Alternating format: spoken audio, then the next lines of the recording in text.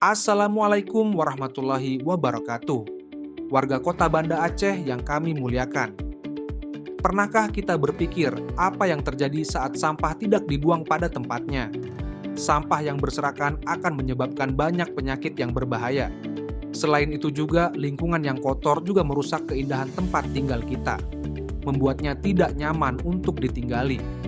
Sesuai dengan Kanun Kota Banda Aceh Nomor 1 Tahun 2017 tentang pengelolaan sampah, kami mengimbau kepada warga Kota Banda Aceh untuk menjaga kebersihan Kota Banda Aceh yang kita cintai. Bagi warga yang melanggar akan dikenakan sanksi sesuai dengan ketentuan dalam kanun. Mari kita jaga keindahan dan kebersihan Kota Banda Aceh. Bersama kita ciptakan lingkungan yang bersih dan sehat demi kenyamanan dan kelestarian alam kita. Demikian yang dapat kami sampaikan. Kami ucapkan terima kasih atas perhatian dan kerja sama semua pihak. Wassalamualaikum warahmatullahi wabarakatuh.